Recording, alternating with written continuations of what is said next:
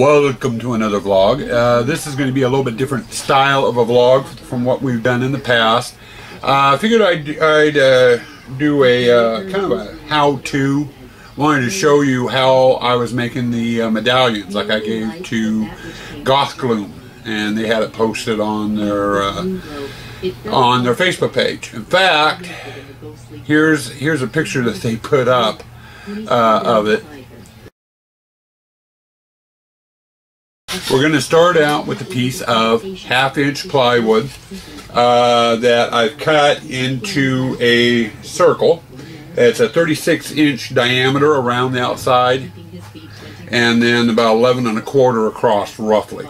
It's been cut out, sanded. You know, we've done the edges and the surface and stuff, and we have a smooth side and a rough side.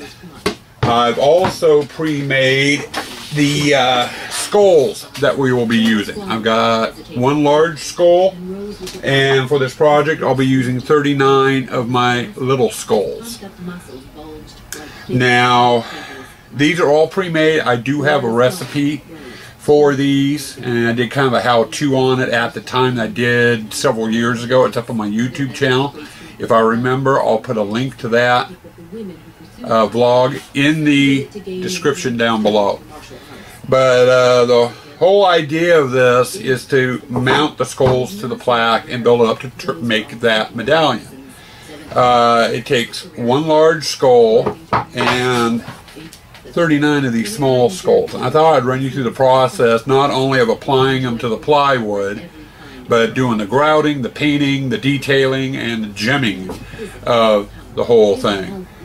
I'm not sure how long this vlog is going to turn out to be at this point, because obviously it hasn't been finished. So I'll probably do some of it in fast forward. So we'll see how things go. Sit back and relax, and I'll show you how you can make your own medallion. First step in the process to applying the skulls is I need to find the center of the circle. Now, I could get a ruler out, measure it, you know, get it set exact. I don't want it really exact. Like on the skulls, after I've molded them and cleaned them, I run them over my sander. No two skulls are exactly the same shape. Each one is slightly different in a little ways, and I want to carry that type of theme over onto the medallions. You know, I don't want it, obviously, you know, the skull clear off to one side or the other, or up and down. You know, I want to try to get it centered. So I found the best way of doing it, and I just eyeball it because I like the look of it being eyeballed, is I remove the skull, big skull out, and I do my outer ring of small skulls around the outside edge. And I'm just setting them on here dry. I'm not applying any glue or anything else to them, and I just do my outside ring of skulls. Once I get that done, then I can get the big skull, set the big skull in, and a couple of the other ones that go on the inside ring, and get my placement for where I want it.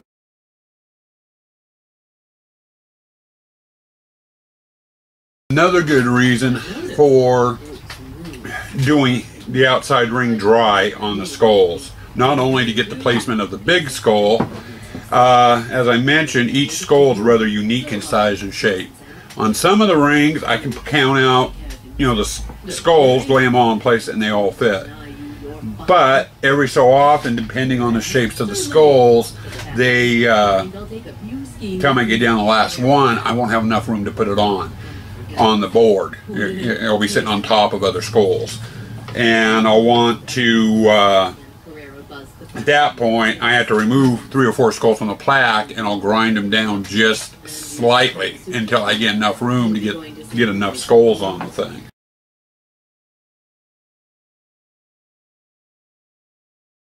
The last skull does not want to fit. There's just not enough room on here, so I am going to have to do some trimming on some of these skulls.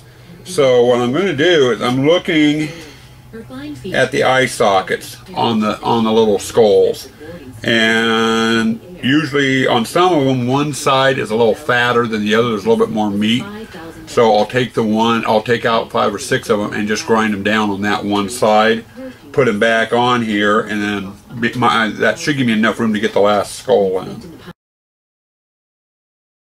I've ground down 6 of the small skulls just barely. Now I've got to put them back on the board and see if I end up with enough room to get that last skull to complete the circle. Now we're going to take the large skull here and kind of just eyeball it from left to right, side to side, to get it kind of centered. Now in order to get it centered up and down, or top and bottom, I'm putting on 5 additional skulls. Now these skulls here are just these. This one here that has been ground down. I've ground down the top of the skull right to the top of the eyeballs on here, so they're more of a like 3/4 of the skull, and I use those as a spacer down here on the bottom to get my placement for the large skull. I kind of know how I want those to sit. He pushed up her skirt, tore at her undergarments, chucked off his own robe, and fell upon her savagely. And then I do the same thing at the top. And there's 3 on the top and 2 on the bottom, so 5 of these 3/4 skulls on here. The power to inflict pain was the ultimate power. Sexual power over women was as important to him as financial, psychological, and sheer physical power. Now I got those 3/4 skulls in. Right, you can stop sticking to my fingers. I can kind of eyeball the big skull and get into place. And now I've got it into place. I got where I want it. I can remove these skulls off to the side. And then I'm going to use a black Sharpie to kind of outline the skull. But because of who she was, he had not been able to touch her. Like that. Take that off. Brush these skulls off to the side. And then now, on the wood, you can see the where I marked for the big skull. And what I'm going to do next is use a 1-inch screw. And I'm going to place it so it's roughly right where the bridge of the nose on the skull is. Drill it all the way through, back it out, and I drilled the hole where I had the marks on the board at, right in the middle of the marks. Remove the screw and then put it in part way through the back. Okay, now we're ready to attach the big skull. And I'm going to be using 2 different methods to attach this to the board. One is going to be the screw, which I just marked and put in. And that will definitely hold it into place. But to make sure it stays on the board, I've got a sponge here with a little bit of water. And I've got some Gorilla Glue. I'm going to drizzle some Gorilla Glue on the back of the big skull. And then to hold it into place while it's drying, and I'm putting this right back on the marks that I made and lining it up. And then carefully holding on to it, I'm going to run the drill, or the screw I have in the back, into the skull. There. Now the big skull's mounted. Now, when I started this, I put a ring of the small skulls around the outside lip of the plaque. It's now time to attach these.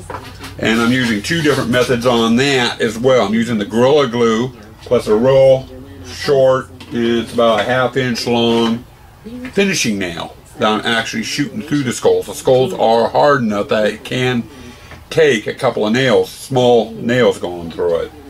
So I'll use that method to attach the outside skulls.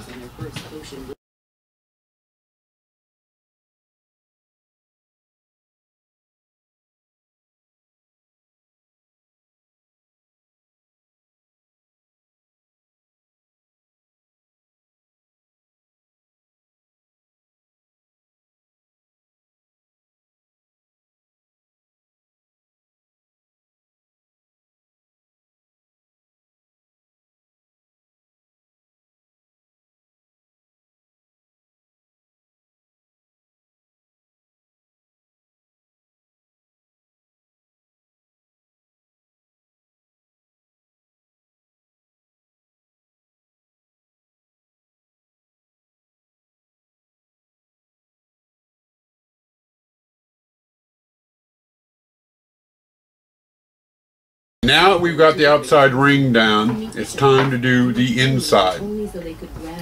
And we're going to start at the bottom first with 2 of the little skulls.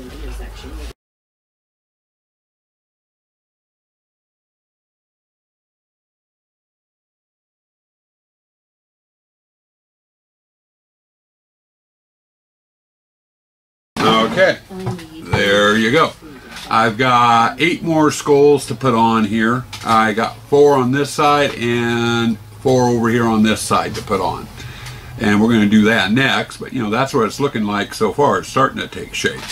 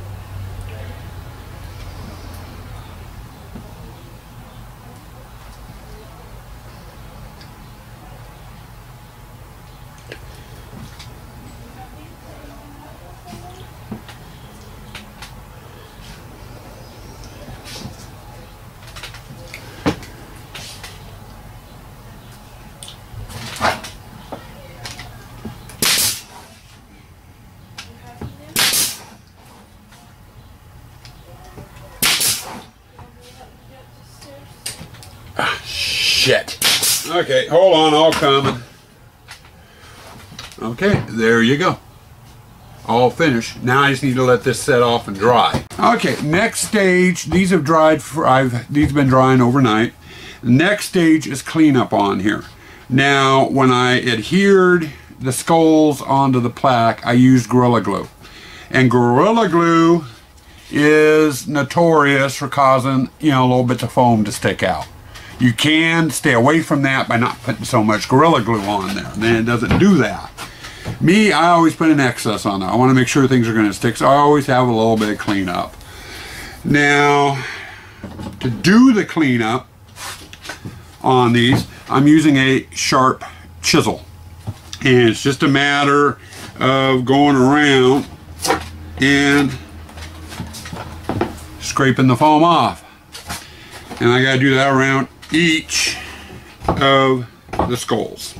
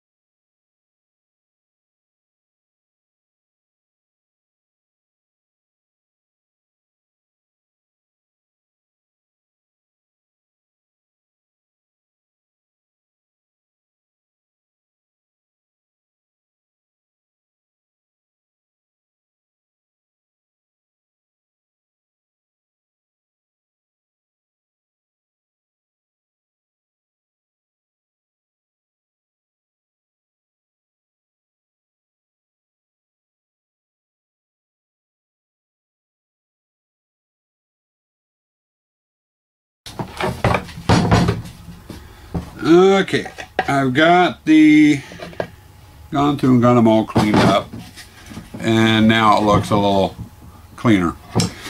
But I still have another project to do. When I attached the little skulls, I'm not sure if you can see it there, yeah, right there on that one there, there's a little indentation, you know, for me putting a nail through. With that little indentation, I've got to do something here in order to hide it, because when I go to paint it, it will show up and I'll be very noticeable. And also on some of the bigger skulls, in fact, right here I'll show you on a plaque that I haven't done yet. And I don't know if you'll be able to see this, but right there on the chin, where's my hand up? Right there on the chin, there's a big crack there. Depending on the clay, each batch clay I make up is not totally identical.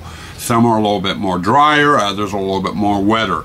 On the drier mixes, when I did the big skulls, when they dried, they cracked. And sometimes the cracks add a little bit of character to the skulls, so I leave them. Other times it just looks like a mess. So I need to go through and I fill them. And I've got some, got this down at Home Depot. It's a DAP spackle mix.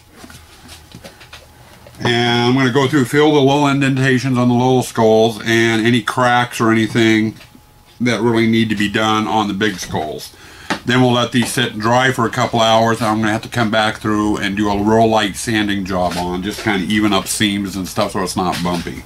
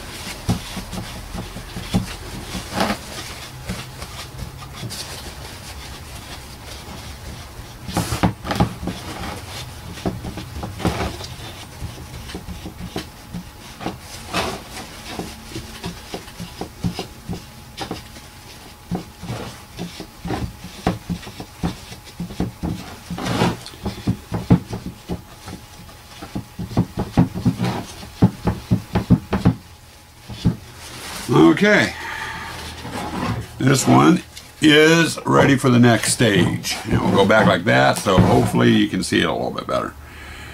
But as you can see, the spackle I put on is already turning white on here. I'm still going to need to sit for probably about an hour or so, and I'll come back with a piece of sandpaper and I'll go over it. And that'll be our next step, is getting these sanded. Well, these things have dried for a couple of days, and like I said, I'm doing 24 of these. I'm down near the end of the sanding portion on it, and I've got some with the grout in it already. But this segment here is going to focus on the sanding. As you can see, there's a lot of little white on there from the filler I use. I need to go over it lightly and get rid of some of the excess, or it's going to show up during the paint process, and we don't want that. Now, I could use a piece of sandpaper to go over each of the skulls. In fact, I did that on the first couple of ones. Took forever. So I decided, I remembered I had a little grinding wheel, a bunch of grinding wheels, and I very rarely ever use these, you know, for my Dremel. So I figured I'd try these out, and these make it go a lot quicker.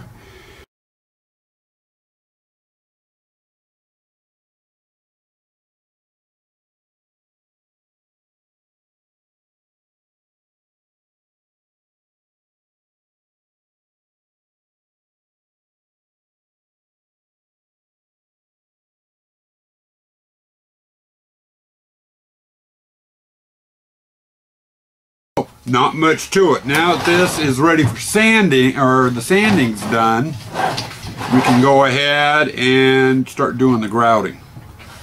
People, before we get into putting the grout in between the skulls here, I want to talk about the grout.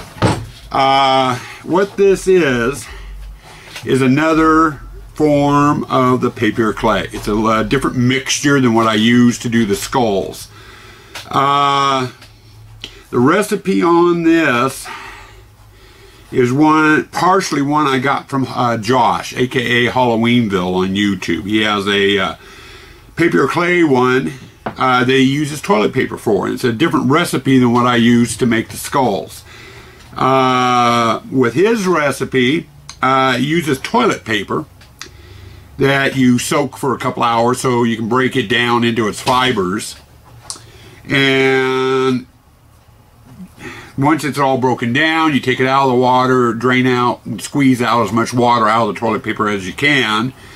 You add, what was it? A cup of glue, a cup or two of glue, depending on how much toilet paper you got, and a cup or two of joint compound, and you mix it up, and it makes a real lightweight clay, which is good. I want a little bit thicker, so I add a secret ingredient to the clay, and that is this here, this powder. And what this powder is actually all this is off the skulls that I make. You know, once they're all made, I have to sand them down, you know, to smooth them out and what have you, and get them into their shape. And this clay, I mean this powder here, is actually what I'm getting off the skulls after I sand it. So it's extremely fine, basically clay for my skulls. You know, it's got the glue, the flour, you know, all the ingredients that went into making the skulls here is what's in it. And I add 3 or 4 cups of that to Josh's mix. What that ends up doing is it turns the Josh's clay more into pellets, which is what I wanted. And then after I get it into pellet form, I go and I make up a regular batch of paste, 6 cups of flour, about 3 cups of water, and a cup of wood glue or glue. And I mix that up, and I drop the toilet paper mix into that and mix it up to make the clay. Now, the difference between this clay and the clay I used to make the skulls is this clay is extremely sticky. It's a very sticky clay, which I want, because I want it to, as it dries, I want it to stick to the plywood that the skulls are mounted on. It also sticks to the skulls fairly good too, which helps hold it on. And that's what I pretty much use for doing the grout, to where the skulls are basically 6 cups of flour, a cup of glue, a cup of joint compound, a cup of liquid starch, and then I mix in that shredded newspaper, the insulation to it to make that. And it's a lot heavier clay. You know, in the drying process, it's makes a heavier item, to where this stuff dries fairly lightweight. But I thought I'd cover it, you know, so I'm using two different recipes here on the clay. Each one has its own benefits. The skulls I want rock hard, to where this I want semi-lightweight, but I also want it extremely sticky so it adheres better. But with that being said, it's time to start applying the grout and getting the grout done. Now for this, I'm basically, the only tools I'm using are my big fingers, and this is a little cold chisel. This is what I prefer using. Reason being is there's some spots on the skull, like or on the plaque, in between the big skull and these little skulls. There's a little gap there, and my fingers are too big to get down to that area to smash the clay into place. So I end up using this little chisel, which comes in just handy for that. But let's get this going here, and we'll see how long it takes. I've never timed this.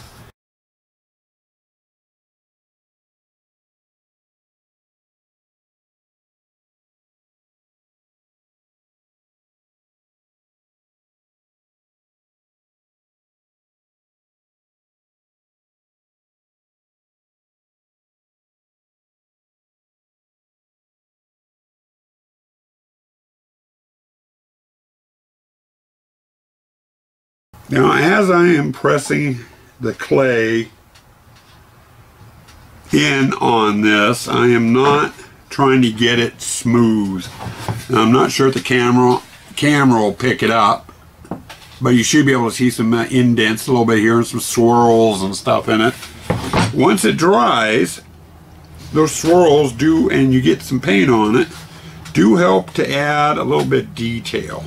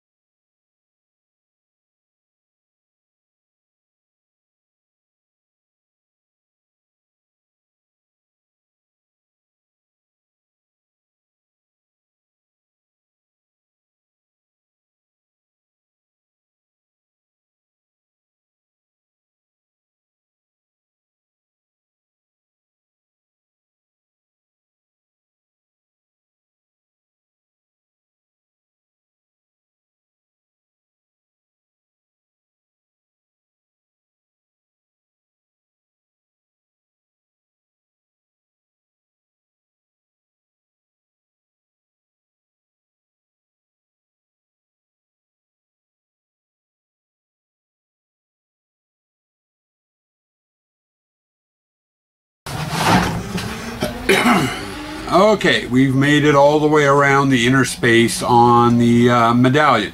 Now we need to do the outside tips of it here.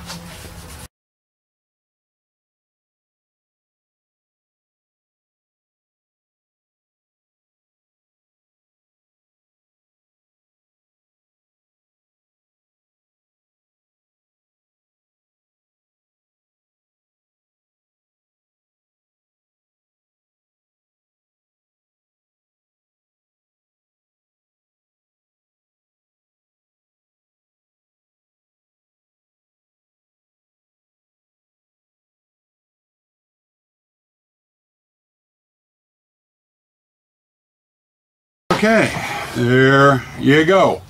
One medallion all the way grouted.